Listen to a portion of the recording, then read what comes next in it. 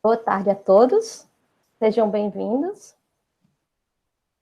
Como parte da programação do 22º Encontro de Extensão, ENEX, da Universidade Federal da Paraíba, estamos iniciando a tertúlia de número 8, da área de cultura, onde serão apresentados os seguintes projetos. Projeto 1, a reconstrução da memória do CCA-UFPB, coleções bibliográficas especiais e históricas. Projeto 2, Identidade Cultural de João Pessoa, Memórias, Referências e Aplicações, ano 2. Projeto 3, Sementes de Cooperação Empreendedora.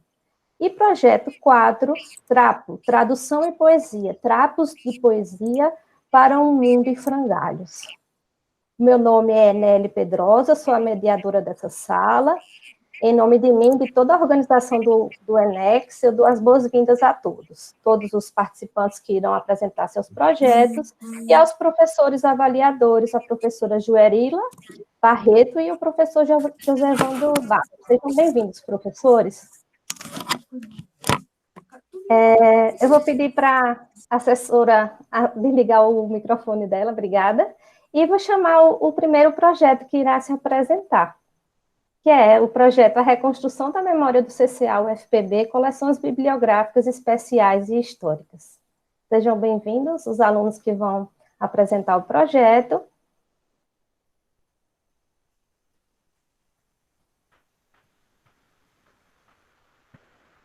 Bom, bem-vindo, Rogério. Boa tarde. Obrigado, boa tarde a todos. Rogério, você pode compartilhar a tela, se você for compartilhar conosco.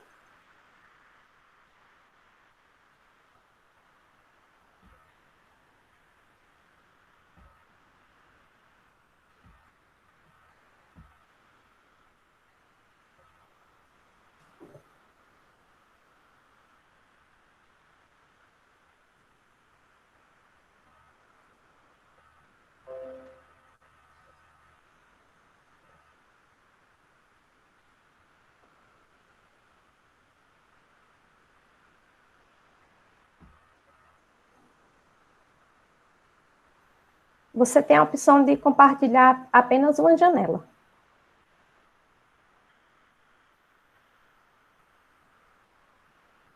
Isso eu estou procurando. Tu clica nos 3 pontinhos. No caso, na verdade, desculpa, apresentar agora, onde tem a setinha. E aí tu coloca uma janela. Eu estou procurando o arquivo. Tá, o arquivo não estava aberto ainda.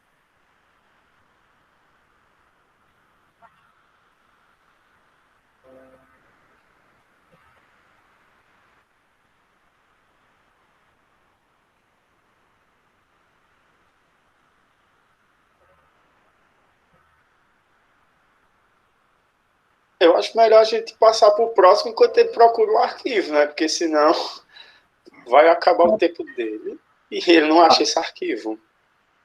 Você se incomoda da gente deixar para depois, Rogério? Vamos passar para o segundo, então?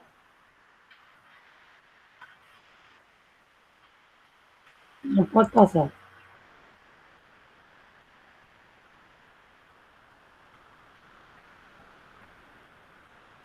Só que você tem que parar aí a sua gravação, parar a sua apresentação para voltar para a tela.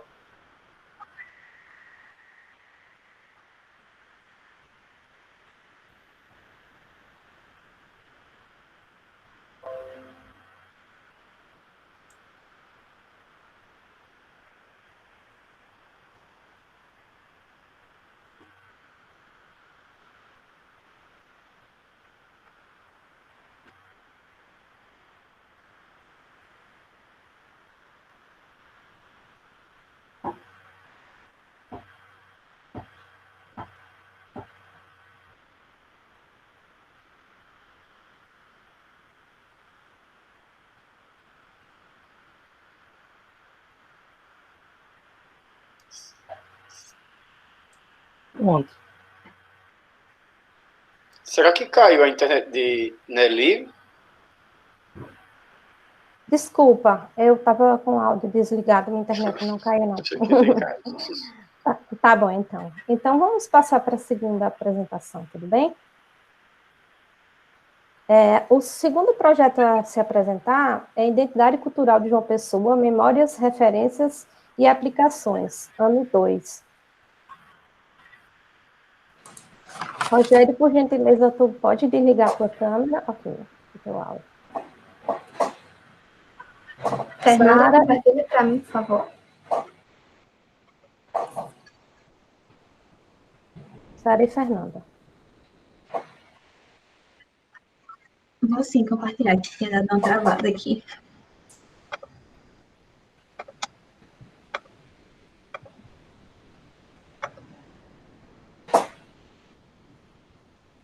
Pronto. Vocês estão me ouvindo ok, né? Estamos, pode começar. Olá, boa tarde a todos. Me chamo Sara e a minha colega que irá apresentar comigo é a Fernanda.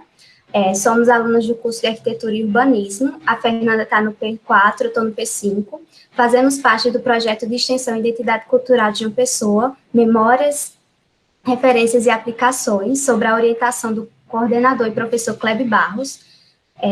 Contamos na equipe com mais 2 colegas, que seria a Rafaela e a Larissa, ambas de arquitetura. Eu sou a bolsista da extensão e a Fernanda é voluntária. O que seria o nosso projeto? Como o próprio título nos diz, seria a identificação e registro da matriz cultural da cidade de João Pessoa.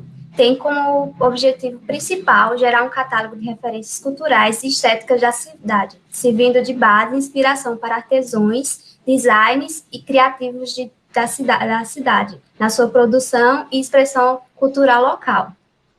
O desenvolvimento desta pesquisa está diretamente relacionado com a inclusão de João Pessoa na Rede Mundial de Cidades Criativas da Unesco, em novembro de 2017.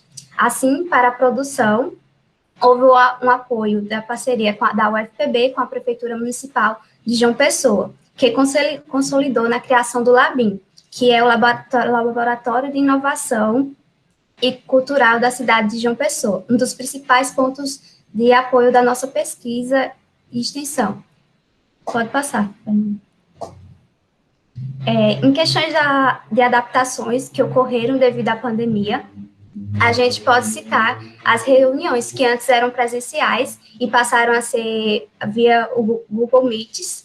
As entrevistas também foram adaptadas para o modo remoto, que se tornou via WhatsApp ou ligações, o que facilitou, porque as entrevistas estavam sendo marcadas presencialmente, e algumas pessoas tinham rotinas diferentes, e acabavam, às vezes, cancelando as entrevistas porque tinha surgido algum imprevisto. E devido à pandemia, essas pessoas estavam em casa, então conseguiam falar com a gente em horários melhores, e não teve menos desmarcações de entrevistas. Além disso, também houve algumas entrevistas presenciais, depois que a pandemia foi flexibilizada um pouco, mas sempre respeitando as restrições e recomendações da Secretaria de Saúde.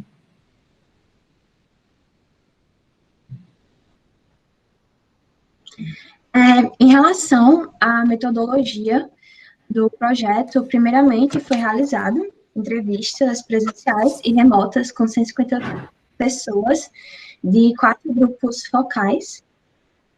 Depois disso, dessas entrevistas, foi feita a tabulação dos resultados obtidos nelas, a elaboração do relatório parcial, e após a elaboração realizadas algumas alterações finais no relatório. Esse relatório foi enviado ao grupo Delphi, para que houvesse a validação dos resultados pelos especialistas. Depois foi feita a tabulação desses resultados, e ao analisarmos as respostas dessa tabulação, nós iniciamos a produção dos verbetes. Aqui tem uma imagem do formulário que a gente utilizou nas pesquisas, onde a gente perguntava o nome, a idade e a profissão do entrevistado, nós também identificamos a que classe social o entrevistado pertencia, se ele era de João Pessoa e, se não, há quanto tempo ele morava. Nós também identificamos a que grupo focal ele pertencia, se era de especialistas de memória viva, memória visual ou formadores de opinião. O formulário foi composto por 8 tópicos e em 7 deles as perguntas foram feitas aos entrevistados, imaginando que eles iam receber um amigo querido para visitar a cidade de João Pessoa. O resultado foi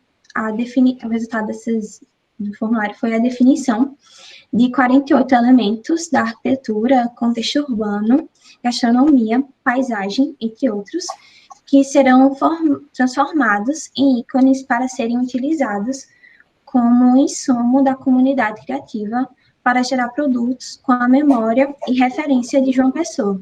Dessa forma, os 48 ícones irão fazer parte de um catálogo cultural da cidade de João Pessoa. Como esses ícones estarão organizados de acordo com a sua categoria, como locais para visitação ou comidas típicas da cidade, apresentando a foto do ícone, o design e um verbete com sua história cultural na cidade. Para ilustrar esses resultados, nós trouxemos 4 dos 48 ícones culturais que foram escolhidos. O Farol do Cabo Branco foi escolhido como ícone cultural para local de visitação, né, devido à sua importância e seu simbolismo.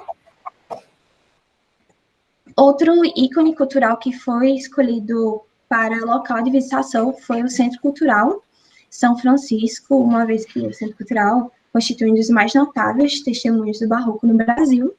E também foi escolhido o ícone, a tapioca com queijo de coalho e manteiga da terra, também foi escolhido como o ícone cultural de prato típico da cidade de João Pessoa.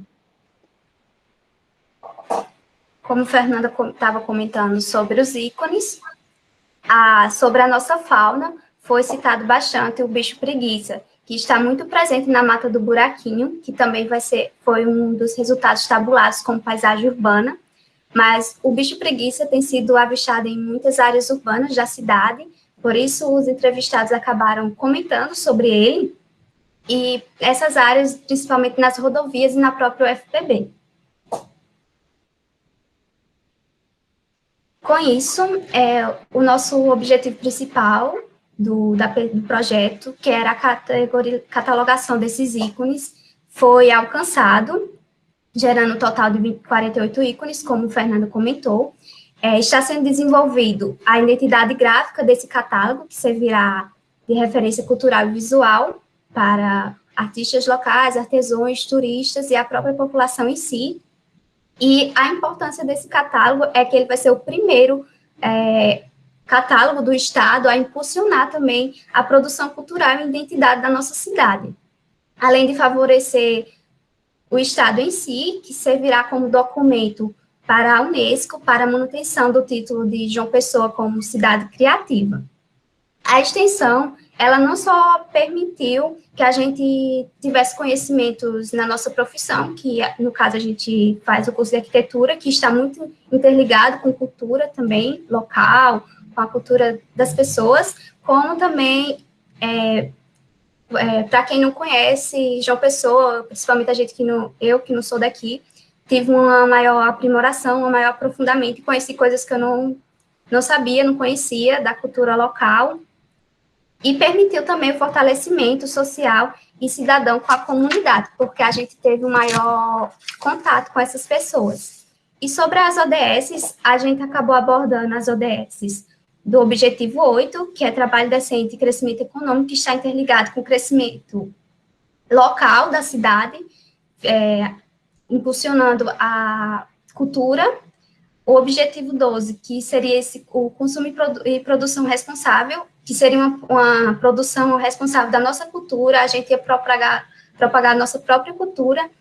E o objetivo 16, que, de certa forma, assegura o acesso público de informações sobre a nossa cultura e o fortalecimento da identidade local, incentivando a participação da população em si.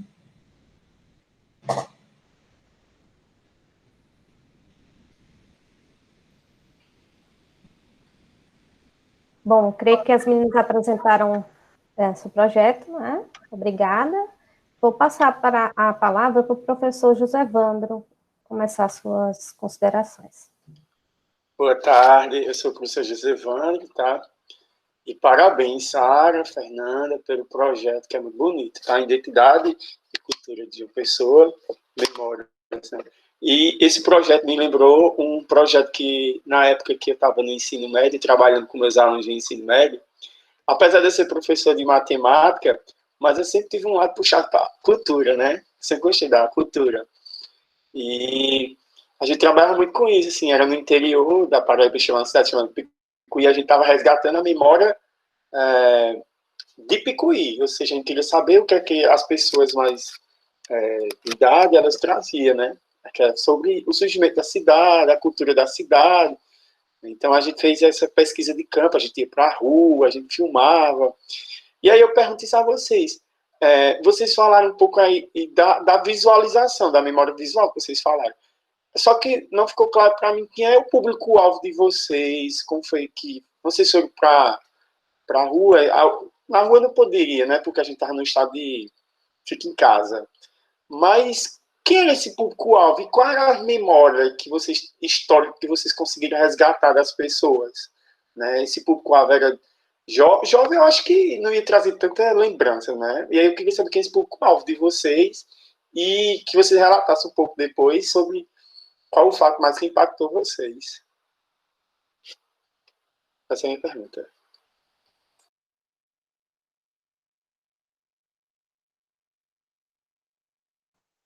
No caso, a gente responde agora ou... Pode responder. Pode responder. Bom, sobre o público-alvo da nossa pesquisa, a gente especificou os grupos focais, que estavam divididos, Fernanda, me ajuda se eu esquecer de algum, em especialistas que estavam dentro da área de gastronomia, engenharia, arquitetura, história local e professores em si. Tinha a memória viva, que seria pessoas, anciões a partir de 60 anos. Teria a memória cultural, que era artistas locais, artesãos. E o outro era o qual, Fernanda, que eu estou esquecendo aqui? Formadores de opinião. Sim, que seria pessoas, no caso, políticos, blogueiros, influencers da região. E o público-alvo das entrevistas que a gente fez, a gente estipulou a partir de 25 anos, mas a gente tentava focar sempre pessoas, assim, que moravam em João Pessoa, a partir de 25 anos, porque tinha uma memória, cresceu na cidade, então conhecia um pouco sobre a cidade, e também a gente teve bastante, a nossa população, assim, acabou sendo pessoas mais a partir de 30 anos.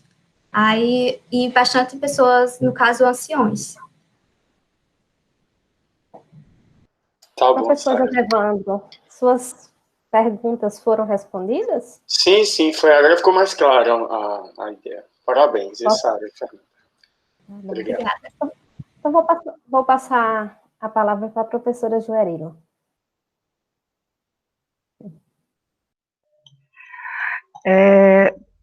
Pronto, Nelly? Pronto, pode ficar à vontade.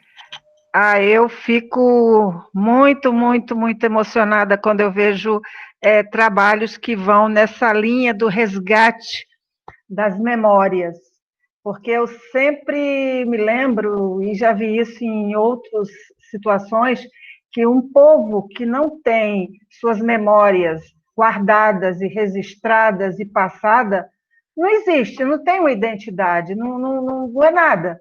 E quando eu vejo jovens preocupados com a memória da cidade de João Pessoa, e quando eu vi vocês abrirem logo a tela, aquelas construções que tem lá perto do centro histórico, colorida, toda vez que eu desço ali, que eu vejo os monumentos históricos daqui, eu digo assim, meu Deus, se eu tivesse muito dinheiro, eu comprava esse casarão, eu comprava isso aqui, eu ia restaurar, eu ia fazer um lugar realmente assim, para preservar a memória, porque eu acho isso fantástico, fantástico. Então, eu já vou parabenizando o projeto por essa iniciativa. E eu fiquei também muito encantada com a ousadia. Quando eu digo ousadia, é assim no bom sentido, né? Salvo engano, vocês disseram que o projeto iria colocar junto à ONU, à OEA. Qual foi o órgão que vocês falaram aí, que eu agora me perdi na história, com tantas emoções? É a Unesco. A Unesco, pronto, eu até me esqueci o que era, mas eu achei muito bacana. E eu acho que a gente tem que pensar grande mesmo, sabe? Olha, imaginar assim, alinhar toda essa cultura, toda essa informação e se vincular a órgãos externos e ao Brasil. Eu parabenizo essa iniciativa, porque, embora eu seja da saúde, não sou da matemática não, viu, professor? A minha nora é da matemática, agora eu sou da saúde, mas eu fico fascinada com isso. E assim, só para não deixar de fazer uma perguntinha, né, porque esse projeto, ele está vinculado na estrutura do curso, porque se você falou, eu fiquei tão tentando ouvir o que vocês estavam dizendo que pode ter passado. Mas, assim, na estrutura, na matriz curricular, na grade curricular do curso de arquitetura, que vocês são da arquitetura, esse projeto, ele se enquadra em que período, que disciplina, como é a conexão dele nessa linha do curso, né? A interdisciplinaridade dele, ou a interprofissionalidade dele, como é que fica isso? Porque, se você falou, eu não peguei. Assim, o projeto é do Departamento de Design Gráfico, no caso. A gente acabou... Só que aí, como tem essa parte mais cultural, principalmente a gente que de arquitetura, na parte histórica, de patrimônio, dessa parte, acabou que a maioria das pessoas que se candidataram para o projeto e estão no projeto realmente são de arquitetura. Então o projeto é do curso de designer gráfico? Sim, ou tem um curso foi vinculado ao curso de design. Então tem até um o curso professor. Tem um curso de design gráfico. Tem o professor, que ele é em Rio Tinto, o curso. Aí o professor Kleb, ele faz parte da grade curricular, no caso, professor do curso de design. Só que aí, como acabou o pessoal só de arquitetura entrando, na verdade, esse projeto, ele começou em 2019, né? Aí teve que a gente começou as entrevistas, a formulação do questionário, que aí a gente viu algumas perguntas, reformulou, e em 2020 agora que a gente continuou as entrevistas, com o formulário já refeito, com alguns ajustes, e fizemos a tabulação, e já conseguimos essa tabulação, seguindo os métodos que a gente tinha colocado, que era o método Delphi, que seria passado por pessoas, no caso, especialistas, como professores de história, gastronomia, que iam falar se realmente aquilo que as pessoas responderam estava ligado com a cultura de João Pessoa. Muito, muito interessante. Agora, para além desse projeto estar vinculado a design gráfico, eu particularmente acharia fantástico se o pessoal de arquitetura abraçasse também esse projeto. Por quê? Porque eu acho que a análise daquelas construções, né, um olhar, né, naquelas construções, eu acho que é fantástico. Quando você entra no Forte de Santa Catarina, ou na Igreja de São Francisco, que vocês veem o tamanho daquelas paredes, eu digo, ai, meu Deus do céu, uma parede quase 1 metro, eu acho que, de largura, viu? Eu acho, assim, muito interessante, né? Então, de qualquer jeito, eu parabenizo vocês que são da arquitetura e que estão direcionando esse olhar para essa preservação da memória. Isso é muito, muito importante. entende?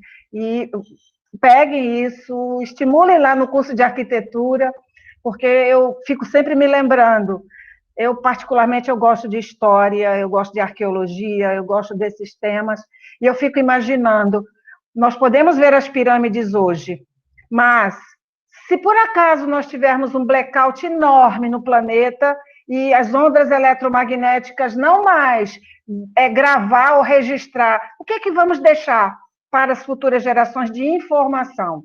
Vai ficar armazenada onde?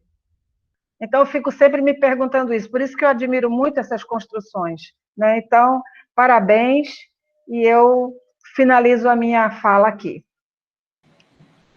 Obrigada a todos sobre as perguntas, parabenizações. A gente também ficou muito feliz de fazer parte desse projeto. Acho que o professor José Evandro, ele perguntou um fato que mais impactou também, que eu acabei não respondendo. Aí eu tinha anotado aqui, eu lembrei.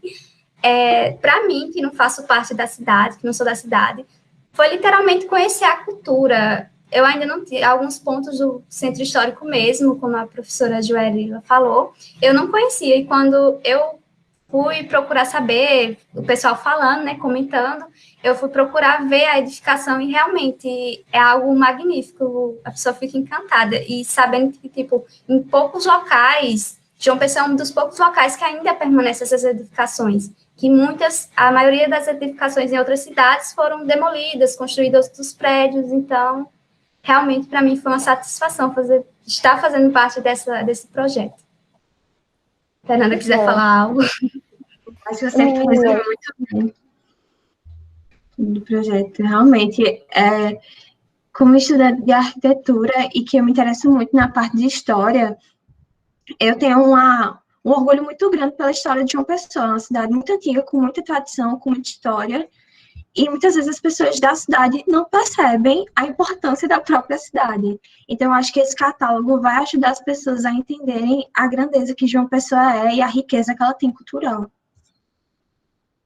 E outra coisa que a professora Joelila falou, em questão da Unesco, na verdade, João Pessoa já tem esse título de cidade criativa. Aí, no caso, seria, em 2021 vai ter uma manutenção, eles vão fazer uma nova votação e ver se essas cidades que eles tinham elegido com esse título, se vão continuar. Aí, esse catálogo seria a produção para que João Pessoa continue com esse título. Muito bom. Parabéns. Muito bacana isso. Essa produção desse catálogo é uma materialização, né, do que vocês fizeram, e quanto mais divulgar, é melhor. Ok, Nelly?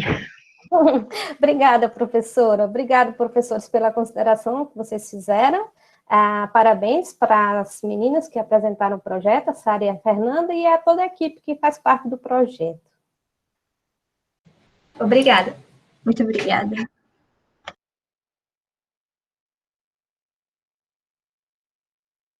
Vamos passar, então, agora para a apresentação do terceiro projeto, que seria Sementes de Cooperação Empreendedora. Nelly, desculpa. Pode dar um tempo enquanto a gente faz a votação? Vocês avaliam ao final de cada projeto, é isso? Eu acho melhor, não sei. Olha, eu perguntei para a organização e eles falaram assim que vocês permaneciam com o tempo quando terminasse a sala para concluir a avaliação de vocês. Eu creio, eu não sei, eu acho que a professora Joelila está afirmando com a cabeça, eu creio que seja melhor no sentido para a gente dar andamento, né? Para terminar a sala, mais ou menos, eu agradeço, tá bom? Tá bom. Sim, eu acho que é melhor no final, e aí eu acho que nós podemos ficar, os alunos saem, né? E nós podemos ficar depois um pouco na sala, não é, Nelly? Pode sim, pode sim. E depois vocês saem e eu fico com a assistente para a gente preencher os últimos detalhes. Não tem problema, ok? Obrigada. Então, vamos passar para o terceiro projeto, né? Que será o segundo a apresentar, que seria Sementes de Cooperação Empreendedora. Os alunos que vão apresentar são Aline e Henrique, e eles estão sob a orientadora da professora Cadídia Santos. Boa tarde, Henrique. e Aline. Boa tarde. Boa tarde. Vocês podem compartilhar a tela, se vocês quiserem. Certo. Certo.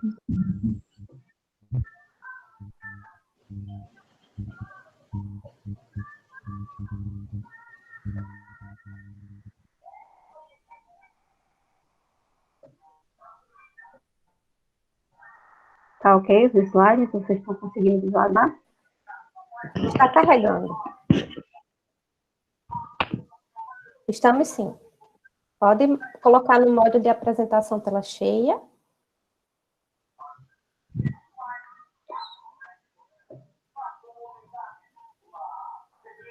Foi? Tá no modo... Estão conseguindo... Foi, só que você pode colocar aquele módulo de apresentação tela cheia do PowerPoint ali, onde tem aquele desenhozinho perto do menos, do lado esquerdo do menos. Eu estou clicando, só que no meu computador não está indo. Eu já cliquei umas 2 vezes. Aí aparece para mim, mas não está aparecendo para vocês. Creio que não tem problema. Os professores estão visualizando bem a tela, eu estou. Então, ok, pode começar dessa forma.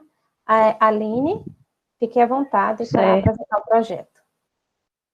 Boa tarde a todos e as. Me chamo Aline, sou bolsista e curso Agroindústria no CCHSA. E a minha equipe é composta por José Narciso, Adelmo, Henrique Salvini, que também estará presente nessa apresentação, fazendo algumas considerações, Janaína Melo Vinícius, a coordenadora do projeto, Cadígia Ferreira Santos, coordenadores adjuntos Maria José e Edmilson Costa. O nosso projeto, intitulado Sementes de Cooperar Aprender, individualismo na sociedade, desconfiança, tornando ações de coletividade um tanto restritivas, reduzidas. Então, diante dessa observação e desse diagnóstico, nós resolvemos unir forças através do nosso projeto, criando atividades coletivas e cooperativas para gerar confiança nas relações interpessoais de maneira saudável e desenvolvendo no desenvolvimento sustentável. E o que nós vamos analisar disso tudo, ao longo do trabalho, vocês vão ver as ações que nós criamos e o quanto ele impulsionou para nós conseguirmos êxito. O objetivo do nosso trabalho é promover princípios e valores de cooperação por meio do estímulo a iniciativas colaborativas e inovadoras, junto às comunidades do município de Solânia, Bananeiras e Esperanças, que estão situadas circunvizinhas ao centro CCHSA, e também a nossa comunidade acadêmica, que se encontra especialmente situada em risco de vulnerabilidade social, bem como vista a comunidade do centro, como eu já havia falado. A contribuição do projeto ao alcance dos objetivos das ODS, promoção da formação de recursos humanos através da educação cooperativa, bem como por meio da colaboração direta com a sociedade. Devido à pandemia, nosso projeto, em outras edições, ele foi realizado de maneira presencial. Devido à pandemia, nós tivemos que adotar ferramentas digitais para estar dando continuidade às nossas ações e minimizar os impactos. E nós utilizamos o Google Meet para reuniões, palestras e eventos que foram realizados, Instagram para divulgação desses eventos, as campanhas, transmissão. Também utilizamos o YouTube para transmissão e postagem de vídeos que foram produzidos, e o WhatsApp para a nossa equipe manter o contato direto de nós e saber a demanda do nosso público e identificar possíveis ajustes que deveriam ser feitos mediante esse novo cenário que a pandemia nos trouxe. O alcance das ações foram ampliadas de nível nacional para nacional. Esse foi o primeiro ponto positivo que eu posso ressaltar aqui na minha fala, que a pandemia trouxe. Apesar de não ter feito as atividades de modo presencial, nós fomos além do público que já era esperado. Conseguimos pessoas de diversas partes do país, alcançar diversos grupos de pessoas. Nossa equipe é multidisciplinar, formada por dos cursos de bacharelado em agroindústria, pedagogia, técnico em agropecuária e técnico em laboratório. Os docentes são do bacharelado em agroindústria, do curso bacharelado em agroindústria, licenciatura em ciências agrárias, agroecologia e pedagogia. Aqui nós temos a imagem de uma parte da nossa equipe, um print das reuniões que nós fazemos semanalmente para discutir sobre a importância da cooperação, sobre a importância da valorização dos relacionamentos interpessoais e para também ajustar todas as atividades que serão realizadas ao decorrer do período que o projeto está sendo executado. Os resultados. A partir do mês de julho, nós começamos a nossa primeira ação, que foi a criação de uma vaquinha para a instituição, que é um abrigo que atende crianças em estado de vulnerabilidade social, que são protegidas pela justiça, e devido à pandemia, essa ação tem o nome Faça uma Criança Sorrir. Essa ação possibilitou a entrega de um tablet para minimizar a questão de ferramentas para que as crianças tendo aula durante o período de isolamento social.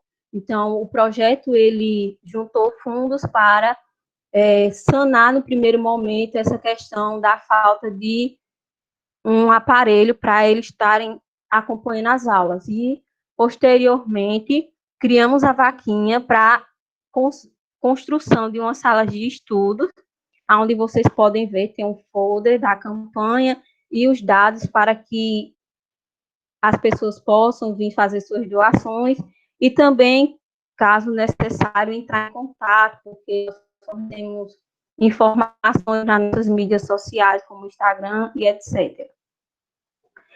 Agora eu passo a palavra para o meu colega de equipe, Henrique Salvino, para ele dar continuidade sobre uma das ações que é o Setembro Amarelo. Henrique? Boa tarde. O Seminário de Valorização da Vida, o Setembro Amarelo, foi realizado na instituição, no caso no CCHSA, no período de 23 a 25 de setembro. O evento contou com a participação de mais de 10 palestrantes que falaram de diversas regiões do Brasil, no caso de diversos lugares. O evento contou com a participação de participantes de diversos lugares.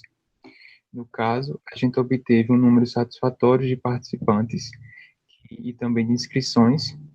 A gente ultrapassou o número de 150 inscritos no evento. E também o nosso evento, ele foi dividido em turnos, no caso, no turno da tarde e durante o turno da noite. E durante a realização do evento, nesses turnos, a gente atingiu um número mínimo de 80 participantes. A ação do evento, a gente obteve uma nota satisfatória, a gente atingiu a nota de 82,4%. E repasso a fala para a minha colega Aline, para que ela dê continuidade à apresentação.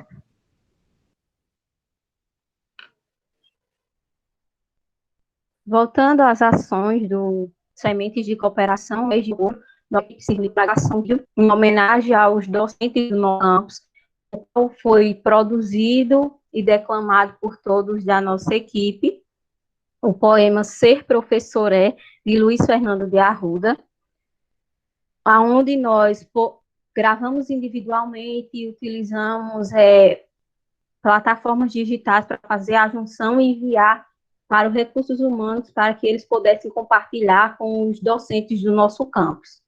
Em seguida, Em menção ao Outubro Rosa, nós convidamos a doutora Rayane para uma roda de conversa sobre a saúde da mulher, aonde ela pôde esclarecer temáticas voltadas para o universo da saúde da mulher, onde foi também fornecida aos participantes um formulário para que eles pudessem fazer perguntas, tanto no modo anônimo, quanto de maneira se identificando.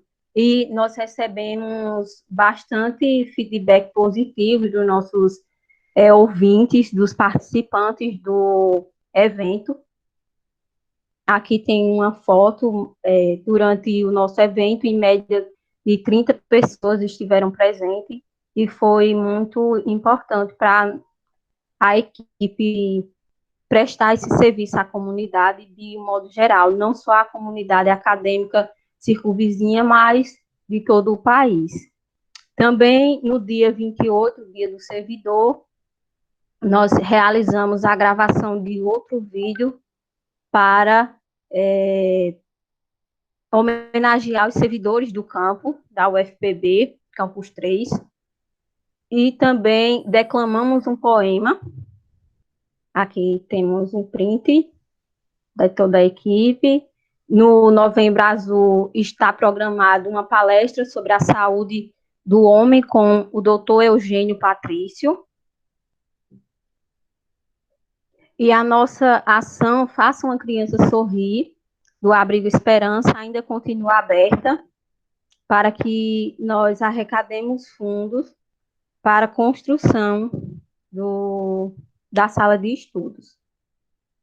O impacto social do projeto, a sensibilização da comunidade atendida pela cooperação, serviços prestados à comunidade no que se refere ao cuidado da saúde integral, a valorização dos docentes e servidores e a melhoria da qualidade de vida das crianças do abrigo Irmã Luciana. A contribuição, no caso, eu me sinto honrada de participar de um projeto que impacta vidas, não só a minha, mas a de toda a equipe, sair do nosso espaço e olhar a necessidade do outro no tempo que a gente está vivendo. Eu acho que esse projeto veio muito mais a calhar e tem mais, se já tinha sentido, ele se faz mais significativo nesse período que estamos vivenciando. Considerações finais. Quando estimulados a servir, as pessoas começam a entender que dar do outro é cuidar de si mesmas. Então, passam a fazê-lo com alegria e entusiasmo. Eu agradeço e passo a palavra para a mediadora. Obrigada, Aline e Henrique, pela apresentação. E passo a palavra para a professora Joerila falar sua fala com entusiasmo.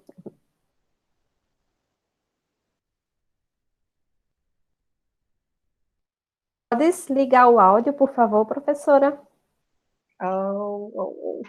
Aline e Henrique, eu acho assim, muito interessante, porque enquanto vocês estavam falando, porque eu não entendi bem logo o início, sementes de cooperação, mas quando vocês começaram a falar, me lembrou muito os trabalhos que envolvem empatia, né, dentro da área de saúde, dentro da área da psicologia. E eu queria só me situar um pouquinho, para que eu possa continuar a minha fala, me situar, porque vocês colocaram que nesse projeto existiam pessoas da agroindústria, da pedagogia, das ciências sociais, mas esse projeto ele está vinculado a que curso? Para começar. Ele está vinculado. Posso? Qual é o curso que puxa esse projeto?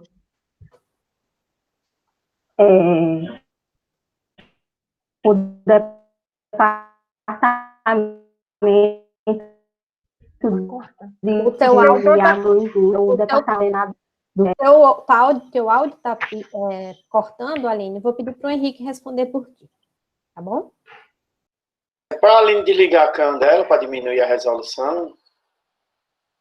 Pode também desligar, Aline. E tentar novamente a resposta. O projeto ele foi criado e ele está vinculado ao Departamento de Agroindústria, Sim. que é o curso ao qual eu faço parte. Eu sou graduando do curso de Agroindústria. Certo. Fale. E o que é que acontece? Ele é um projeto multidisciplinar. Ele sai um pouco da caixinha de se rotular a agroindústria, pedagogia ou um departamento em específico. Ele vem acolher a comunidade que faz parte dentro quanto a comunidade que circunda a instituição. É uma valorização tanto daqueles que fazem parte do nosso cotidiano de forma direta como indiretamente. Tua explicação ficou tão cortada, Aline, que eu terminei não entendendo o que você falou. Por que eu estou perguntando? Porque eu precisaria me situar qual era o contexto, porque à medida que vocês foram falando, eu não sabia se era um projeto da psicologia, se era do serviço social. Eu fiquei sem saber de onde era, porque quando começou a falar que eram pessoas da agroindústria, das ciências agrárias, eu imaginei alguma coisa, o meu imaginário foi mais assim, bom, vamos ensinar a plantar, ensinar a colher, alguma coisa assim. Meu pensamento foi nessa linha, por isso é que eu preciso que você me dissesse a que curso pertencia. Mas como você fala, vocês resolveram fazer algo além dos limites da agroindústria, das ciências agrárias, embora a pedagogia pode muito bem ficar aí, porque a pedagogia vai trabalhar muito com essa transmissão do conhecimento, com essa transferência de tecnologia, né? Agora, aí, vocês, dentro dessa agroindústria, ciências agrárias, aí vocês foram fazer atividades voltadas para o Setembro Amarelo, o Outubro Rosa, o Novembro Azul. Aí eu fiquei sem poder me situar muito na proposta, porque, de repente, me lembrou o pessoal da enfermagem. Aí eu fiquei, por isso é que eu estou te perguntando, para que você realmente me coloque a identidade do projeto, para que curso ele está direcionado, para que eu possa entender. Compreende, Aline e Henrique? Por isso é que eu estou perguntando. Com relação a isso que vocês fizeram. Você conseguiu me entender? Deu para entender? Boa tarde. Aline, deixa eu só explicar para eles o surgimento do... Por favor, professora, fale. A Aline pegou o projeto esse ano. No ano passado ela participou como voluntária, mas esse projeto já tem mais de 5 anos. E eu sou formada em administração e dou aula no curso de agroindústria, mas ministrei cooperativismo por muito tempo nos cursos técnicos. E esse projeto surgiu de uma gincana feita por mim com 2 turmas do curso técnico em agroindústria. E nessa gincana o objetivo era estimular os princípios e valores da cooperação. Estava vinculado ao PPC do curso e à disciplina que eu ministrava. E o fato é que nós fomos para uma comunidade carente, né? A ideia era que cada turma levantasse o máximo de alimentos e de brinquedos para que nós servíssemos uma comunidade, um grupo escolar da comunidade rural aqui da nossa região. E quando eles foram para essa ação, nós fomos a essas escolas, eles voltaram tão fortemente impactados que me pediram para voltar lá com cestas básicas, né? A gente encontrou crianças subnutridas, uma realidade extremamente difícil, então, assim, a turma foi muito fortemente impactada, com choro, inclusive. E aí, quando a gente voltou dessa iniciativa, que era uma iniciativa de aula, era um projeto de disciplina, e me pediram para continuar isso, eu falei, por que não transformar isso num projeto? E desde então, né, nós estamos vinculados, por isso que a gente tem uma multiplicidade de cursos, né? Esse projeto é um projeto que está vinculado ao Departamento de Gestão e Tecnologia Agroindustrial, mas atende a todos os cursos que o nosso campi oferece, né? Por isso que vocês percebem que a gente tem pessoal do técnico, pessoal da graduação, professores de diversos departamentos. Então, apesar de nós não sermos, né, da área de saúde, por exemplo, nós nos preocupamos com a nossa comunidade. Então, essas ações, elas foram surgindo de acordo com a necessidade percebida. A gente começou a perceber que tinha muita gente com depressão no nosso campus. Então, sentimos a necessidade de trabalhar a questão do suicídio, né? Interessante, o Setembro Amarelo surgiu aí de uma conversa. A gente tem um projeto do grupo de cristãos chamado Cine Campus. Nós vimos um filme que abordava a questão do suicídio e nós percebemos que no nosso campus não tinha nada que tratasse disso. Então, nós assumimos aí essa responsabilidade. Hoje é um projeto que foi abraçado pelo centro, né? É a iniciativa do nosso centro. Então, é por conta disso que a gente tem entrado em áreas que não nos pertencem diretamente, mas eu entendo que quando se trata do ser humano, se trata de nós, né? A dor do outro precisa ser a minha dor. Então, apesar de não ser a minha área diretamente aí de formação, a psicologia ou a área da saúde, como administradora, né, essa capacidade de mobilização que Deus tem me dado, a gente tem utilizado aí, mas surgiu aí por conta dos princípios cooperativistas, vem daí o nome do projeto, Sementes de Cooperação, e eu juntei a ideia da inovação, porque a cada ano a gente desenvolve ações de acordo com a necessidade que nós percebemos na nossa comunidade. Então, por exemplo, Esperança fica em torno de 40 quilômetros aqui de Bananeiras, e nós, depois que conhecemos aquela realidade, não deixamos mais de dar assistência àquele grupo.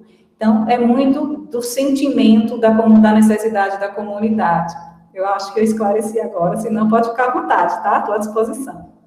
Ah, sim, professora, agora a senhora realmente me situou no que eu estava querendo saber. Então, veja, é a partir de gestão e tecnologia que a empatia via cooperação está sendo mobilizada, né? E aí, é claro, há um desdobramento enorme para diversas áreas do conhecimento. Mas eu agora me situei onde é que estava, porque até então eu fiquei sem saber o que era. Agora, eu acho realmente fantástico essa questão, porque eu sou da saúde, eu sou da fisioterapia, mas eu também sou psicóloga de formação. E aí, quando vocês começaram a falar de sementes de cooperação, me lembrou muito essas questões da empatia e a questão da confiança, que logo no início ela falou alguma coisa sobre confiança. E aí foi quando eu comecei a tentar entender onde é que estavam. Então, realmente, nós vivemos num momento em que a confiança ela está sendo quebrada. E um país que não passa confiança, ele não tem credibilidade. Então, é muito importante essa preocupação de vocês, mesmo que sejam de uma outra área, mas eu acho que é pertinente, na medida que você traz a questão da gestão e da tecnologia, como gerenciar, como organizar, como essas pessoas terem acesso. Aí, o desdobramento dos temas vão ser infinitos, né? Então, eu acho assim, muito importante, muito bacana, porque faz com que nós possamos nos lembrar de uma coisa: somente quem pode cuidar de um ser humano é outro ser humano. Então, na medida em que vocês se comprometem, que vocês se envolvem, que vocês se ficam condoídos da dor e do sofrimento do outro e tentam mobilizar a partir de uma disciplina de gestão e tecnologia, eu acho extremamente valorosa essa preocupação. E a gente não se perde nessa loucura que está o mundo agora, com imensas mudanças de valores, de paradigma e um desmantelamento geral, né? Então, eu acho assim, ainda temos salvação.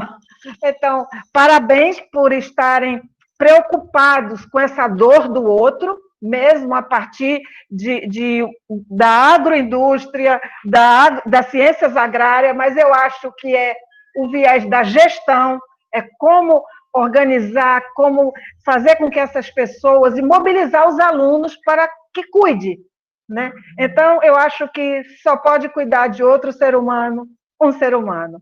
Então, parabéns e obrigada pelos esclarecimentos, professora. Nelly? Obrigada, professora. Muito importante também sua colocação, cuidar do outro. E eu passo a palavra para o professor José Evandro. Boa tarde. Fazer suas considerações. Boa tarde, Henrique e Aline. Parabéns pelo projeto. Tá? No começo estava meio um pouco confuso, que eu não estava entendendo. Apesar de que a professora teve uma imaginação, eu já tive outra imaginação, né? Porque assim, a gente ia aquela história, né? A gente lê o livro pela capa, né? Mas quando chega o conteúdo é outro. E aí eu tinha a ideia de que a semente de cooperação empreendedora seria motivar as pessoas a empreender. Né? Para minha cabeça, eita, fiquei muito massa aqui. Eu já estava aqui, muito massa, porque eu conheci na minha época de graduação, e eu fui residente, eu morei com uma menina que fez o técnico em agroindústria na UFPB, né? Campus Bananeira. Ou é Areia, não sei. E aí ela falava para mim, a gente tá aprendendo a fazer leite, produzir leite, produzir doce. Eu disse, que massa, acho que eu vou fazer esse curso, que é para eu montar uma empresa para mim, porque isso tá na minha cabeça, né, quando eu falo. Mas aí depois eu comecei a entender, né, a ideia que a Aline estava explicando, e aí eu comecei a entender, mas claro que não é só empreender, né, a parte da cooperação, né, do socializar dentro de Bananeira, dessa região circunvizinha, que é uma região muito carente, né, para quem eu conheço, essa região, ela é muito carente, ela necessita disso, dessa cooperação. Mas, assim, não ficou claro nem da apresentação de Aline, né, Henrique ficou um pouco meio tímido falando um pouquinho, né, mas como foi utilizado nessa época da pandemia o projeto? Como foi que foi desenvolvido? Só foi live? Só foi falando sobre amarelo? Como é que se foi desenvolvido o projeto? Vocês utilizaram o WhatsApp, por exemplo? Vocês tinham contato com as famílias, com os estudantes? Né? O contato, assim, porque eu como professor, que a gente está sendo professor agora nesse tempo, a gente está tendo contato via e-mail, eu não tenho WhatsApp não, porque senão eu vou ficar doido, né, mas eu tenho um monitor, eu sempre estou conversando com o monitor, e assim, como é que tá a turma? Eu pedi para o monitor entrar em grupo do WhatsApp, e vocês, como é que foi essa iniciativa de vocês, para ficar mais claro? Bom, a divulgação do projeto foi assim. A gente, todos os anos, como a professora falou, que esse projeto já vem acontecendo, e a gente tomou a iniciativa de fazer. Logo, tipo assim, esse ano, como o ano de pandemia, ano que todo mundo da universidade teve que voltar para casa, tudo, foi um ano que as pessoas apresentaram um comportamento, assim, diferenciado dos outros anos. Você deve estar me compreendendo. Aí a gente tomou a iniciativa de dar continuidade ao evento e também a parte assim de comunicação com as outras pessoas. A gente desenvolveu o projeto, desenvolveu o evento e a gente disponibilizou o link de inscrição no Sig Eventos, que é uma plataforma da UFPB. A gente também, com os demais alunos do campus, a gente tinha um contato, a gente fez o link de inscrição, a gente fez os folders, a gente fez todo o processo de compartilhamento, não apenas no WhatsApp, mas como também a gente colocou no Facebook, colocou no Instagram, e a gente foi compartilhando de modo geral, não apenas com alunos do campus, mas também com pessoas de outros estados que a gente tinha conhecimento e como também contato. E então, nesse modo geral, o evento foi divulgado em nossos redores e graças a Deus aconteceu o que a gente esperava. Eu posso falar? Pode sim, Aline, complemento. O que acontece? Esse evento, ele foi registrado agora na extensão, né? Mas ele já vem acontecendo dentro da instituição, independente. Hoje a gente está tendo a oportunidade de trazer ele a vocês, mas a gente já tem uma rede de conhecidos, já tem uma rede de pessoas que fazem parte do nosso convívio, que são amigas, que a gente conhece a história, que tem um contato. Então, durante a pandemia, houve um distanciamento físico, mas como eu estava falando durante a minha fala na apresentação, nossas relações se estreitaram mais através das mídias sociais. Nós continuamos, na medida do possível, fazendo reuniões através dessas mídias sociais, falando pelo WhatsApp, como é que vocês estão, como é que está fulano, em que período passando, você está bem, como é que está sendo o seu isolamento. Então, a gente já tinha esse contato físico, né, de estar se reunindo toda semana lá na instituição e também indo nesses espaços, mas durante a pandemia esse contato não foi perdido, ele foi até somando, porque vieram outras pessoas de outro estado que a gente conseguiu, através de divulgação, de compartilhamento, e se expandiu. Foi a nossa surpresa, porque quando teve a opção de readaptar o projeto para essa realidade de pandemia ou cancelar o projeto, a gente, o desafio é grande, mas vamos aceitar e vamos em frente, porque a gente já veio construindo essa história, já veio construindo uma base de relacionamento com as pessoas da instituição e fora dela. Então, o público que a gente esperava atender, ele foi atendido, mas também chegou outro público novo que a gente pretende continuar com ele nas outras edições. Uhum. Obrigada, Aline. Obrigada, professor. Não sei se tem mais alguma contribuição, é porque a gente está correndo no tempo. Não, está tranquilo. Tá. Tranquilo, para mim. Tá, então eu agradeço os professores que fizeram suas considerações e parabenizo, né, os alunos que apresentaram, da professora Calidia, e toda a equipe que está voltada, né, com essa preocupação do social, né, e com o outro. Eu vou dar andamento na nossa tertúlia e passar para o próximo projeto. O próximo projeto fala um pouco sobre poesia e prosa, né, o título do projeto é Trapo, Tradução e Poesia, Trapos de Poesia para o Mundo em Frangalhos. Fiquei curiosa sobre o tema. Vou deixar com os apresentadores, a Suelen e o Guilherme. Boa tarde. Isso. Boa tarde, muito obrigada. Gui, você pode compartilhar a tela, por favor?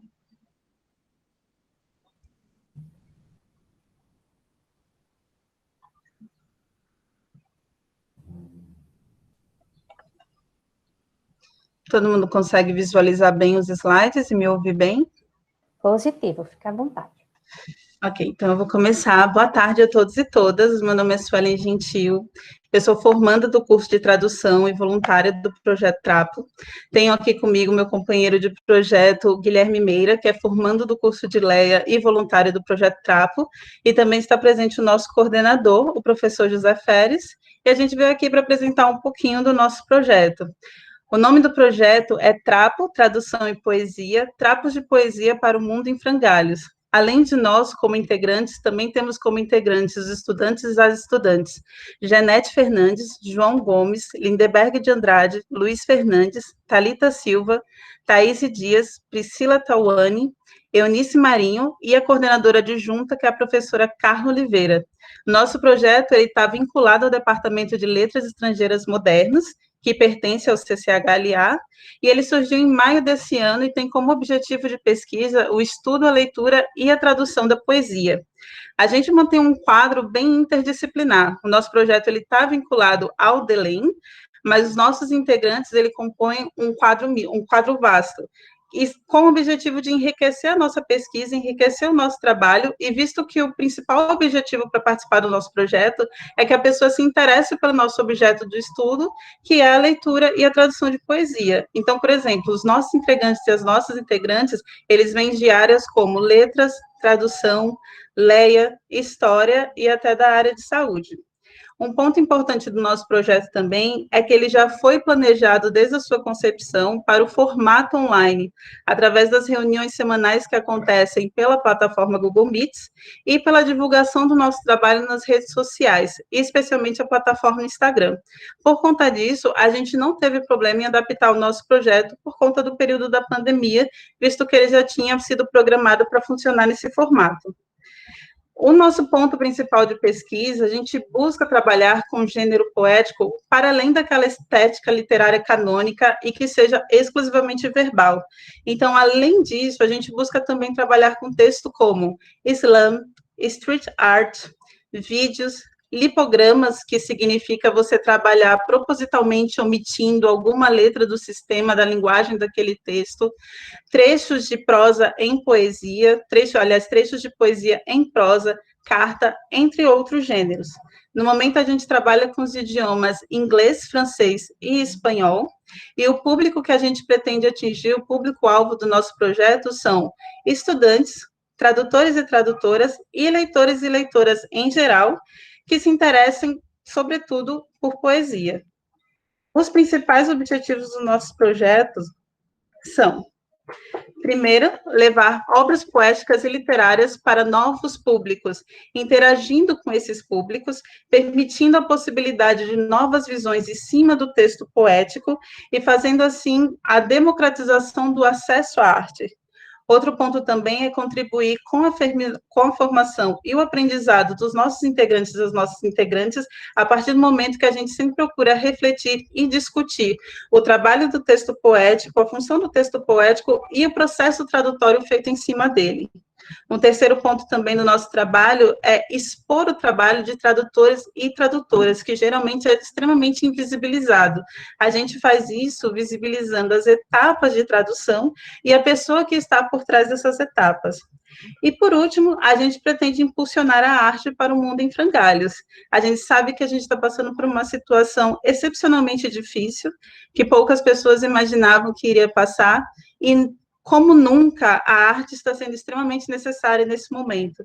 E uma das características da arte, por isso que ela está sendo tão importante, é a possibilidade de ressignificar e transformar realidades. E a gente quer fazer parte desse processo de democratização da arte. E, através disso, a gente pretende promover saúde mental, educação, equidade de gêneros, além de combater preconceitos e xenofobias a partir das reflexões e o impacto que um texto, uma obra literária pode causar.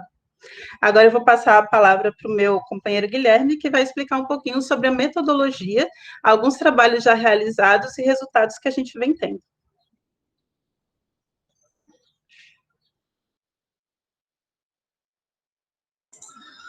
Então, boa tarde, pessoal. Me chamo Guilherme. Muito obrigado pela introdução, Sueli. Uma pergunta primeiro. Vocês estão vendo direitinho a apresentação? Os slides estão passando? Sim, sim, positivo.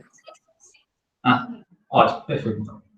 Então, eu vou falar um pouco sobre a metodologia do projeto, como ele está funcionando atualmente. Primeiro, eu vou falar sobre as nossas reuniões. Nós temos toda semana uma reunião que nós discutimos o planejamento daquela semana, as postagens que nós vamos fazer, o andamento do projeto. Nós trocamos ideias sobre as traduções que estamos realizando e planejamos o funcionamento no geral. Aí, como funciona o projeto fora das reuniões? Nós dividimos os integrantes em 3 grupos. Os grupos ficaram divididos nas línguas inglês, francês e espanhol. E cada grupo desses está encarregado de procurar material nesses idiomas para fazer as postagens em um dia específico da semana. Os integrantes se encarregam de pesquisar um texto, geralmente um texto ou que está em domínio público, então um texto mais antigo. Pode ser também um material de poetas atuais, que nós entramos em contato para pegar a permissão, ou então trechos de obras que nós podemos usar livremente. Feita essa pesquisa, escolhido o material que nós vamos traduzir, geralmente um integrante faz essa tradução, ou trabalha em conjunto com outros para criar um texto em língua portuguesa, e depois entra em contato com o resto da equipe dele para fazer uma revisão geral. Feita essa revisão dentro da equipe, nós passamos para o resto do grupo, inclusive para as pessoas que não falam necessariamente aquela língua de origem, para fazer uma revisão final, para fechar de vez o texto e ter o aval coletivo para sabermos se a tradução ficou boa, basicamente. Finalizada a tradução, nós passamos para a etapa de elaboração dos posts no Instagram, que é a nossa plataforma principal de vinculação do nosso projeto. Geralmente, nós fazemos um trabalho individual nesse momento, cada pessoa ou faz a própria tradução, a própria postagem, ou pede para outra pessoa fazer essa postagem. E aí, essas postagens podem ser tanto imagens com o texto da tradução escrita, quanto vídeos narrando a tradução. Também já tivemos animações, já utilizamos narrações de uma carta, que eu vou entrar em mais detalhes daqui a pouco. E quando está finalizada esse material para postagem, nós postamos no Instagram, nós fazemos a divulgação tanto no nosso próprio perfil do projeto, quanto nos perfis individuais de cada um, para aumentar assim, o alcance e difundir o projeto. E nós recebemos, então, o retorno da comunidade, que são os nossos seguidores no Instagram, que deixam frequentemente comentários nas nossas postagens, fazem pedidos, já tivemos casos de pessoas sugerindo outras traduções, achando que teria uma alternativa para a tradução que nós fizemos. E aqui eu traria alguns exemplos do que nós fizemos até agora no projeto. Primeiro, uma coisa em que eu mesmo trabalhei, que foram os retalhos de primavera, que eu e um colega meu, o João, nós pegamos pequenos trechos de alguns poemas e recortamos eles e construímos de um modo que construísse um poema novo. Pegamos poemas nas 3 línguas diferentes, tanto em inglês, francês e espanhol, e criamos uma nova coisa, um poema inédito, por assim dizer. Esse poema nós, então, traduzimos para o português. Eu fiz uma versão, o João fez uma versão também, e depois eu fiz essas artes que vocês estão vendo aqui, para postarmos no Instagram. A outro exemplo que eu vou demonstrar foi a carta de Vita Sackville West a Virginia Woolf, que foi um trabalho da Sueli, que está apresentando aqui comigo, e a Thaís Dias, uma colega nossa. Elas traduziram uma carta de amor que a Vita Sackville West mandou para a Virginia Woolf, e é uma carta muito bonita, muito impactante. E acompanhando essa carta, teve uma performance da Sueli, que leu o texto traduzido para o português, que também ficou incrível. E eu recomendaria assistir depois. Então, algumas conclusões e resultados. Aqui, nós temos o feed do nosso Instagram, com todas as postagens que tivemos até agora. Como vocês podem ver, nós fizemos 63 postagens até o momento, temos 258 seguidores. Isso começamos a fazer... nós fizemos a primeira postagem em 11 de junho de 2020, desse ano. Então, em quase 5 meses, nós tivemos 63 postagens. É uma média de 3 postagens por semana, realmente. Nós alcançamos um público-alvo relativamente grande, com 258 seguidores, e nós mantemos um contato muito forte com esses seguidores. Nós realmente temos um retorno muito bom das opiniões deles. Já tivemos até pessoas que eram seguidores, entraram em contato conosco para ingressarem ao projeto. Então, eu acredito que nós estamos tendo sucesso no nosso objetivo principal, que é ampliar o alcance da arte e socializar de um modo que abranja mais pessoas. E é isso. Muito obrigado pela atenção. Muito obrigada. Obrigada, Suelen Guilherme. Vou passar a palavra para o professor José Vândalo. Boa tarde, mais uma vez, né, para Guilherme e Suelen. O trabalho de vocês, o projeto de vocês são muito fantásticos, parabéns também, tá? É um projeto bem ousado, inovador, e se eu tivesse tempo eu ia estudar também com vocês aí as traduções, só para aprender inglês. O poema também, que eu gosto das poesias, né? E deve ser muito, muito bonito, né? Quem declama poema em português já é bonito, eu já acho bonito, né? Declamador, acho muito interessante. Imagina declamar um poema em inglês, né? Depois eu vou seguir aí para ver Sueli declamando ali, parece que eu ouvi dela declamando, né? Então depois eu vou dar uma olhada. Mas assim, o que eu fiquei assim, aqui pensando porque é um projeto de extensão, né? E vai além dos muros da universidade. E eu acho que eu não consegui ver muito bem qual é a contribuição social que o projeto está trazendo para a comunidade, né? Nesse tempo de pandemia, né? Só as postagens ou que vocês têm a relatar, a falar? O que eu posso responder, Guilherme, se quiser complementar, o impacto social que a gente enxerga no projeto é justamente a democratização do acesso à arte, e a democratização do acesso a um texto literário e poético que vai além do que já é conhecido dentro do senso comum e esteticamente do cânone.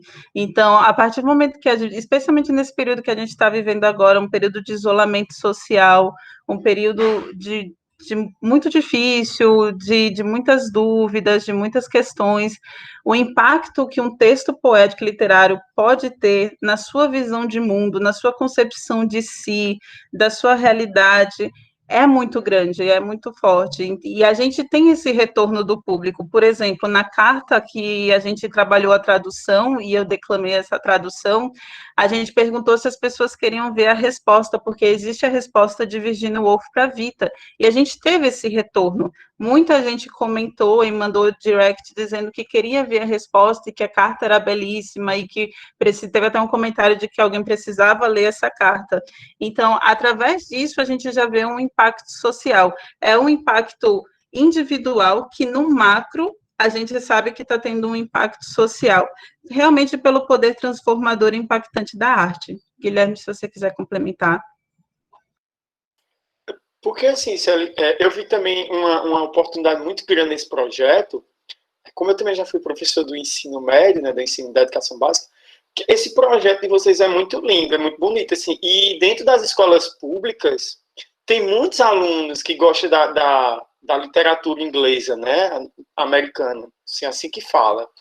E eu tenho visto isso, muitos alunos, né, lendo os livros de Harry Potter, lendo vários outros, né, da literatura americana. Então, assim, eu acho que vocês poderiam aproveitar esse momento social, né, pegar e fazer lives ou utilizar o Instagram, né, para trabalhar em conjunto com o Enem, né, pegar poemas e ensinar inglês instrumental, né, que não é quer dizer que sim, você pega o poema e está ensinando ao aluno o inglês instrumental, como é que eles vão entender aquele entendimento, que é um gênero que cai frequentemente nas provas do Enem. Eu acho que também deveria ter essa contribuição para vocês colocar. Seria bem legal dentro do projeto também. Eu não sei se vocês têm essa visão também aí no projeto, que eu não vi, mas eu vou passar mais agora também para a professora Gerina, tá? Então, é uma excelente sugestão. De qualquer forma, a gente vai discutir sobre isso. Muito obrigada. Nada. Professora? O áudio. Eu vou assistindo os projetos e vou devagando, e vou ficando encantada. Aquela primeira imagem que vocês apresentaram é uma pessoa usando uma roca, fiando numa roca, e eu fiquei olhando assim, eu digo, isso aqui é uma roca e alguém está fiando. E eu acho que, em primeiro lugar, eu acho a imagem linda, né? Porque você vai fiando a vida, vai fiando os pensamentos, vai fiando as emoções, e eu acho fantástico.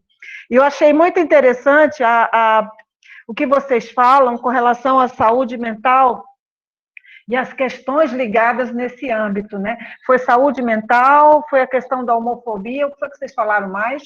Foi combate de preconceitos e xenofobia, saúde mental, educação, e a gente também busca trabalhar a equidade de gêneros, que a gente trabalha textos também com impacto feminista e essa reflexão sobre a opressão do patriarcado.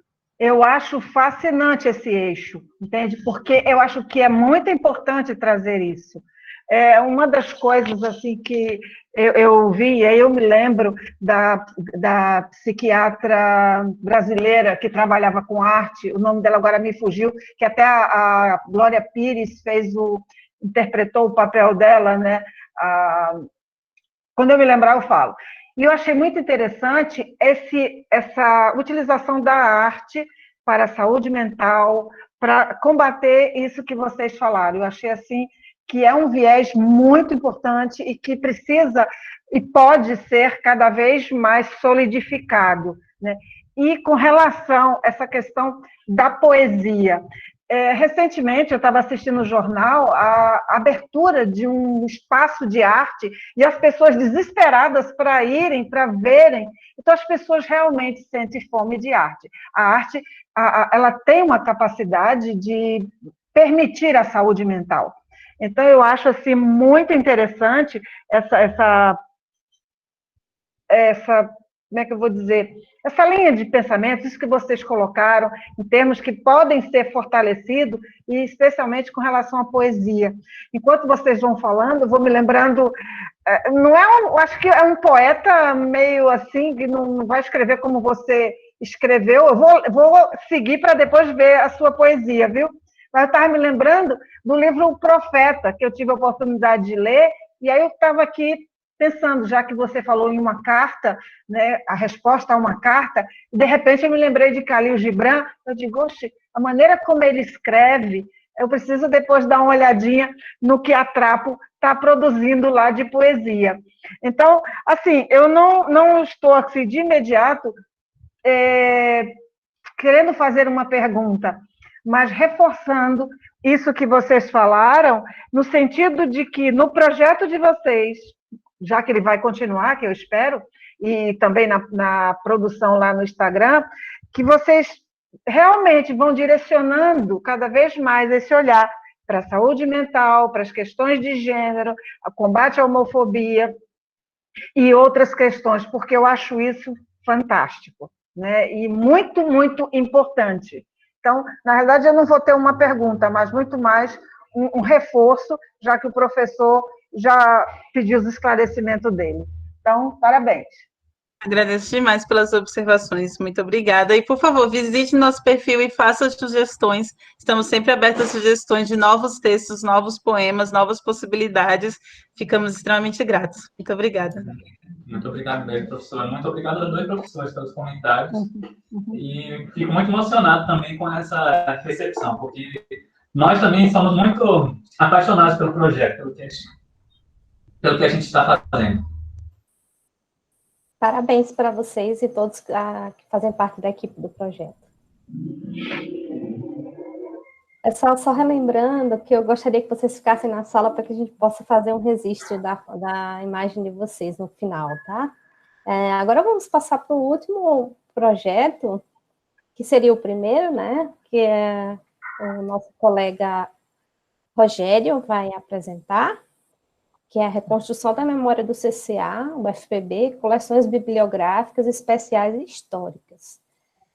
Rogério, tá tudo ok? Conseguiu estabelecer a apresentação? Sim, sim. Pode compartilhar conosco, Rogério.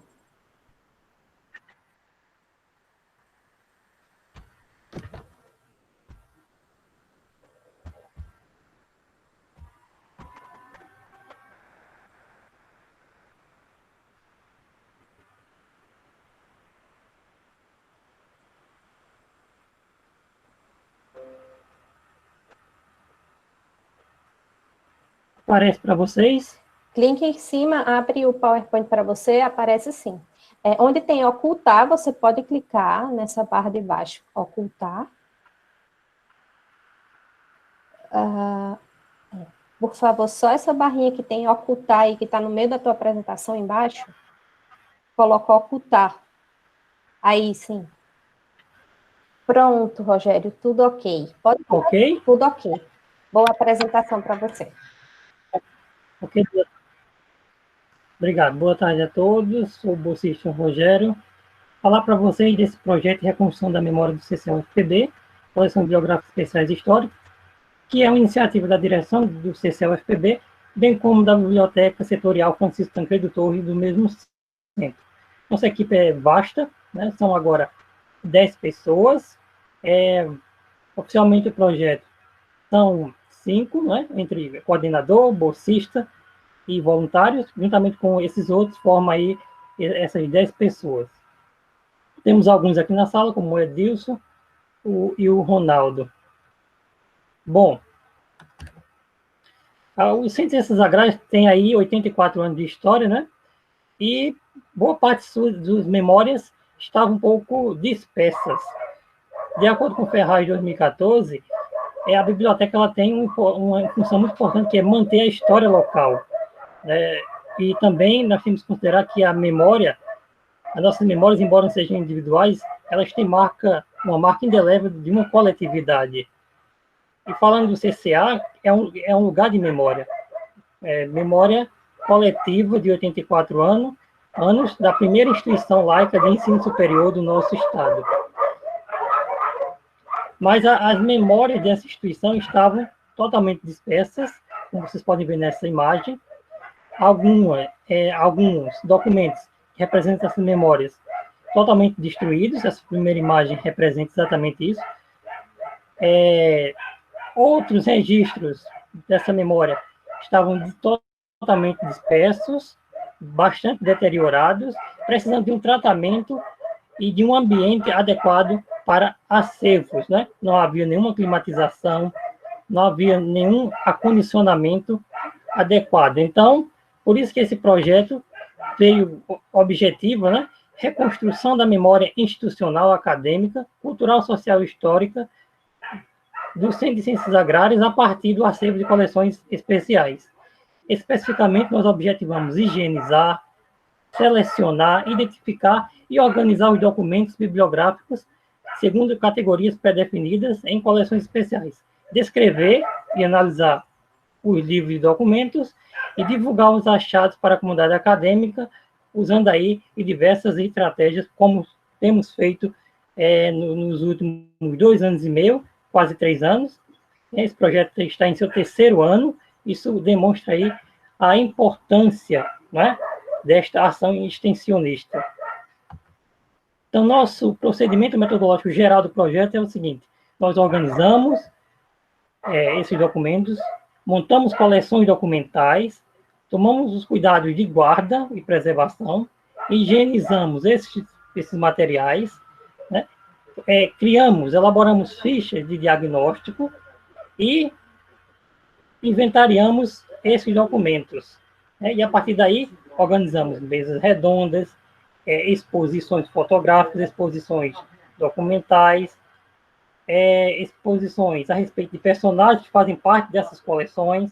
Já temos feito muitas exposições ao longo de todo esse tempo. Exemplo, exposição de José Américo de Almeida, em comemoração aos 90 anos do livro A Bagaceira. José Américo é um dos nossos personagens de coleções, né? Fazemos treinamentos, dentre outras atividades.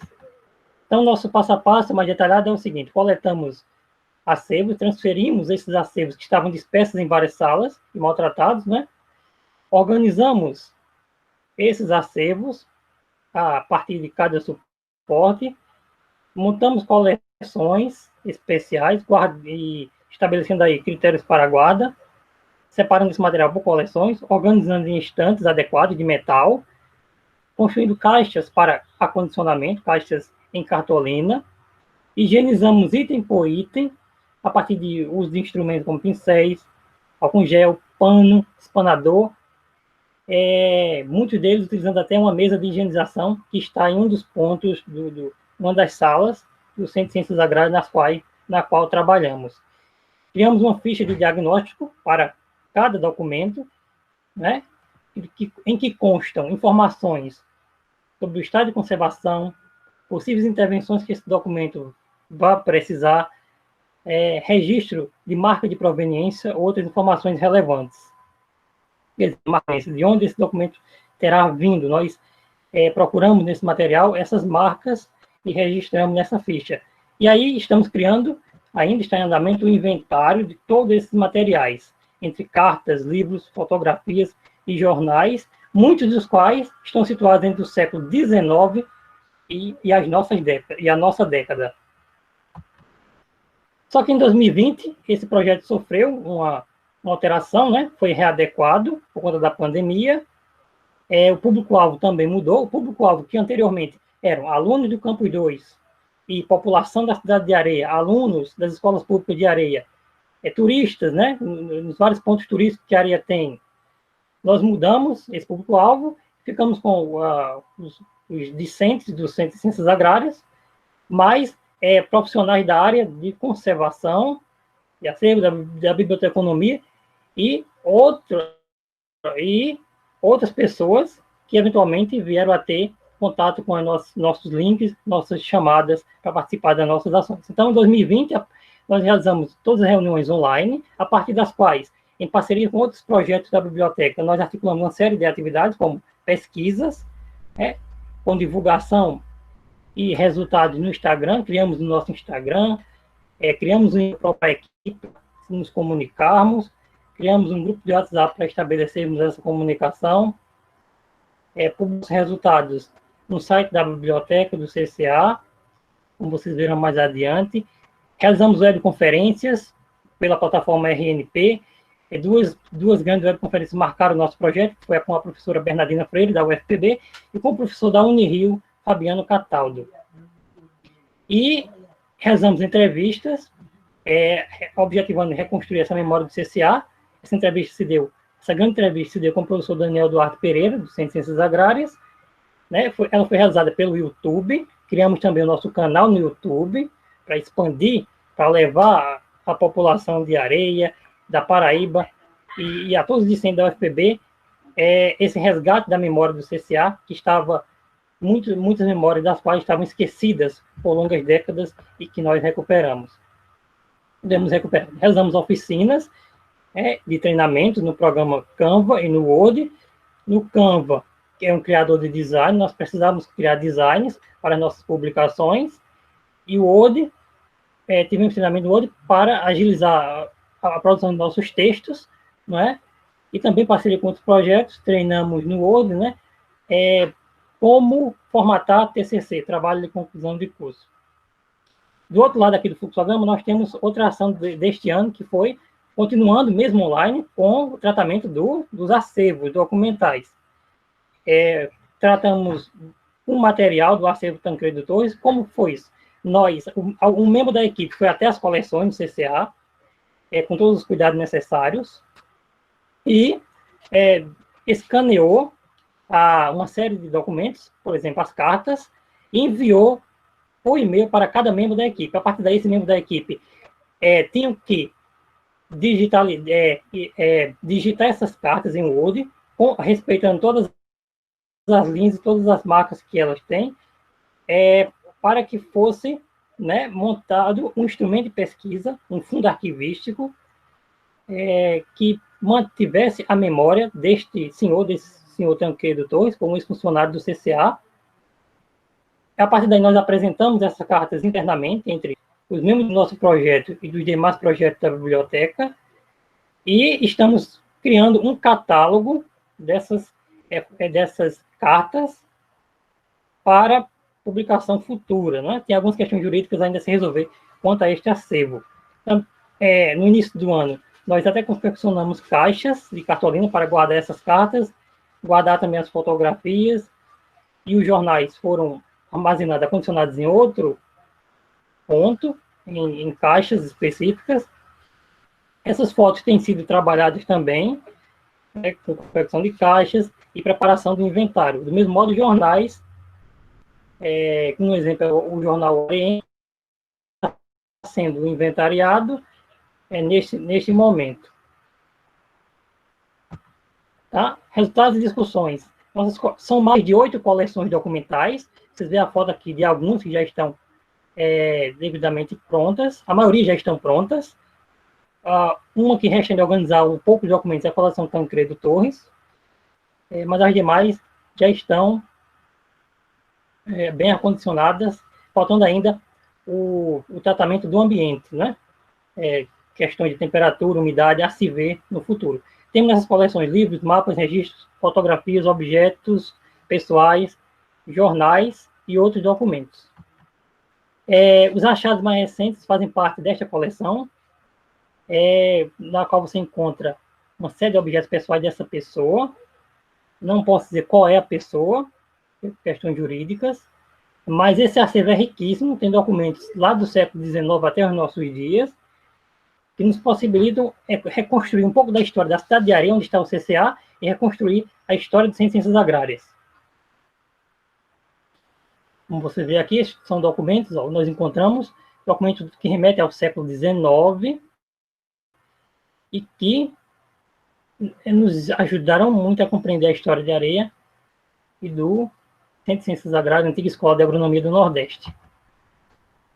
Temos também fotografias aqui da família Almeida. Temos documentos dessas duas meninas aqui das ruas, das pequenininhas, que ainda não posso divulgar.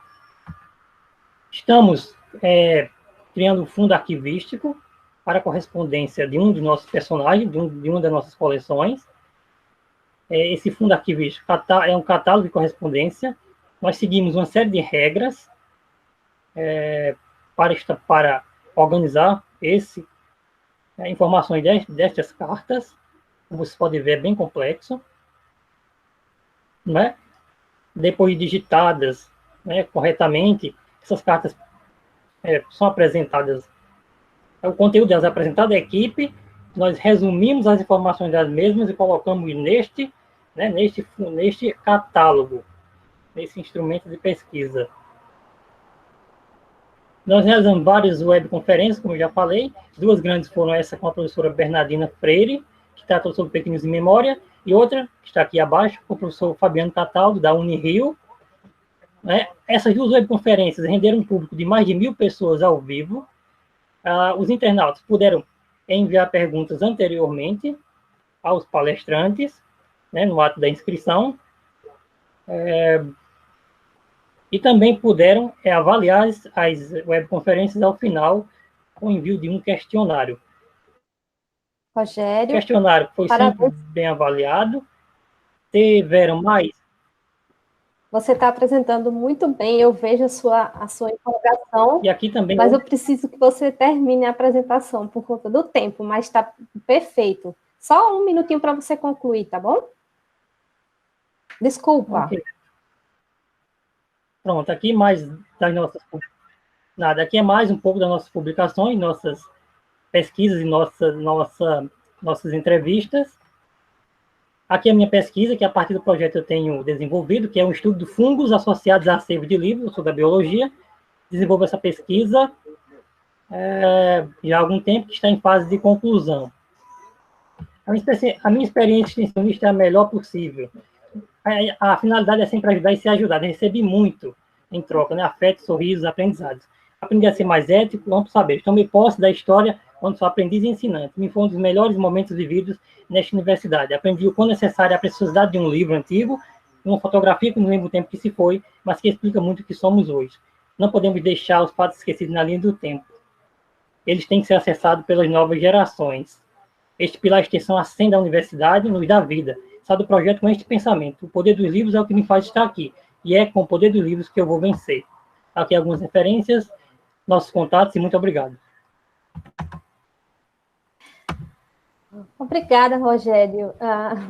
Perdão por ter interrompido, porque eu já estava passando, mas assim, eu vi o quanto você se tocou, né? Esse depoimento final que você escreveu, maravilhoso, sua apresentação foi muito boa, tá? Parabéns. Eu vou passar a palavra para os professores fazerem suas considerações. Professora...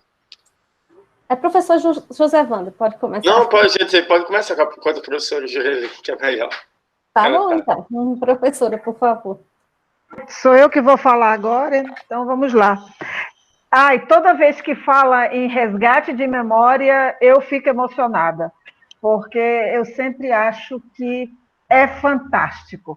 Eu acho que se ainda eu resolver encarar o desafio, ainda vou fazer arqueologia, viu? Tá um pouquinho difícil, mas porque eu acho muito interessante e gostei muito de ver seu trabalho, Rogério, porque é algo que está voltado justamente a preservar essa memória e essas informações. E a gente precisa fazer isso a todo custo, em todas as áreas, senão a gente perde o referencial, a gente perde a nossa identidade. Mas deixa eu só me orientar um pouquinho no tempo. Esse projeto ele está ligado a que disciplina, para que eu me oriente? Pelo seguinte, ele está resgatando as memórias do Centro de Ciências Agrárias de Areia. Mas qual é a disciplina que está puxando? Porque eu vejo que a professora Bernardina é biblioteconomista, não? O termo não é esse? Hein, Rogério? Você conseguiu me ouvir? Sim. Na verdade, esse projeto é ligado... Esse projeto é ligado à biblioteca do CCA, foi proposto pela direção de centro e pelos bibliotecários do CCA. Veja, é porque, geralmente, os projetos de extensão, eles são puxados, pelo menos até onde eu entendo, por uma disciplina, mas esse projeto foi puxado pela biblioteca do Centro de Ciências Agrárias? É isso? Sim, e aí, bibliotecário do Centro de Ciências Agrárias. foram os bibliotecários do centro que fizeram esse projeto de extensão e estão apresentando, é isso? Para eu compreender?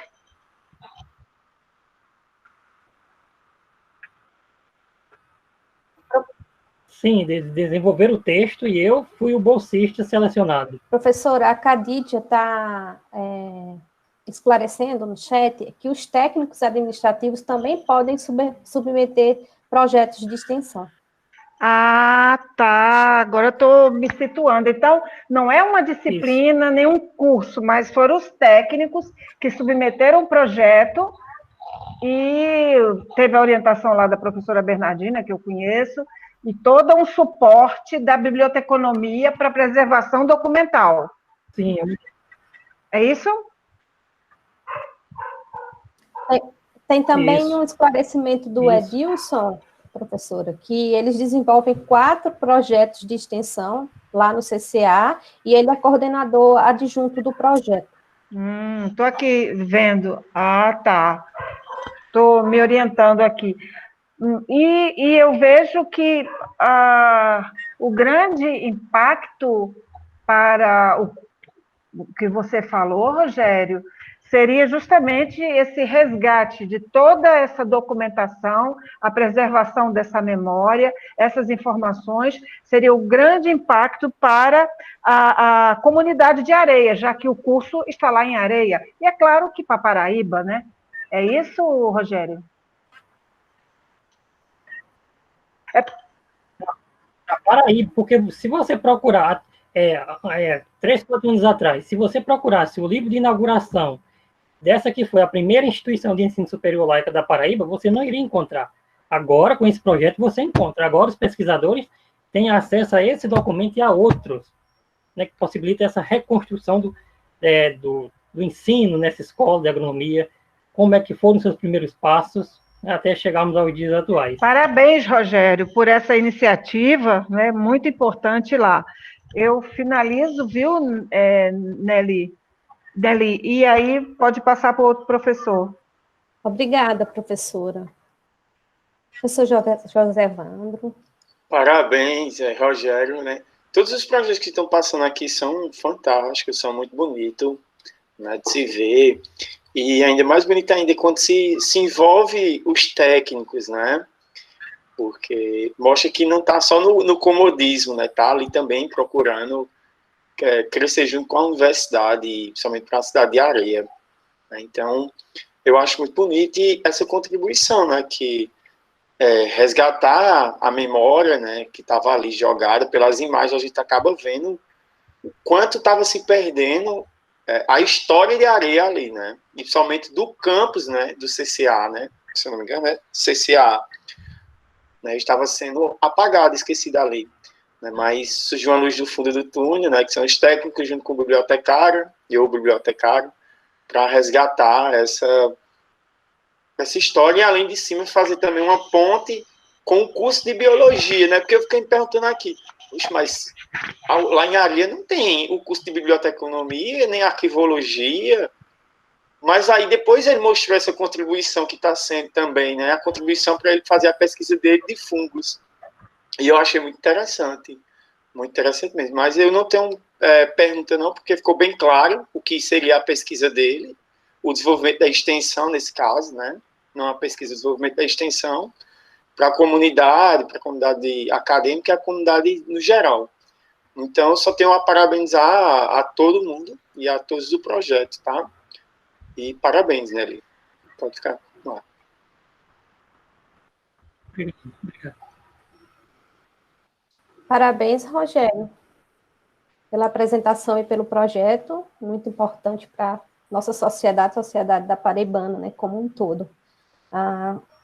Poderíamos ficar muito mais tempo falando aqui sobre isso, mas infelizmente eu vou terminar os nossos trabalhos, devido ao encaminhamento do tempo. Mais uma vez, eu vou parabenizar a todos. Antes de eu fazer o encerramento da sala, eu gostaria de fazer um registro, né, com vocês. Se possível, eu peço para que todos liguem as câmeras, que a gente faça aquela foto bem bonita, né, bem bacana. Minha assessora Anaísa também pode fazer um print screen nosso, eu vou dizer o momento do sorriso, a gente dá um sorrisinho e resiste, tá bom, pessoal? Tem alguém que não ligou ainda? Ela pediu 1 minuto. Se alguém ainda quiser ligar a câmera, tem 3 pessoas que não... Ah, faltou, acho que era Alexandre ali. Guilherme.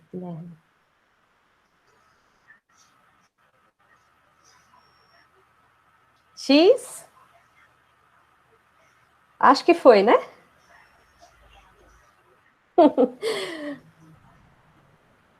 Ainda não, ela falou ainda não. Não desliguem a câmera, pessoal.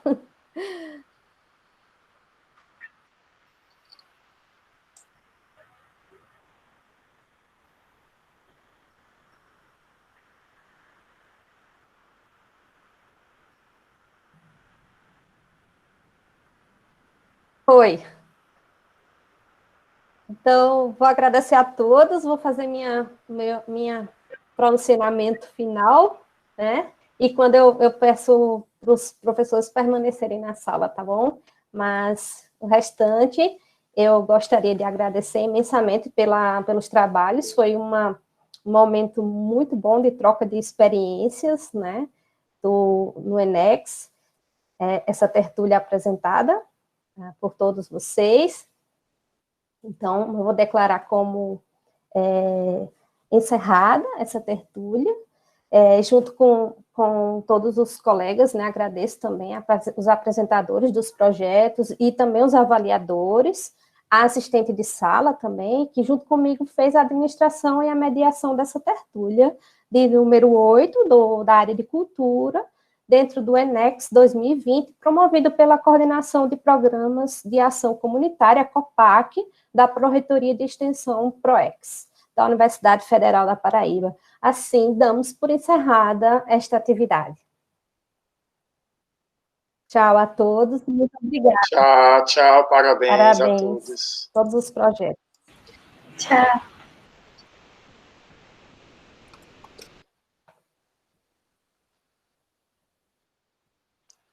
Quer falar?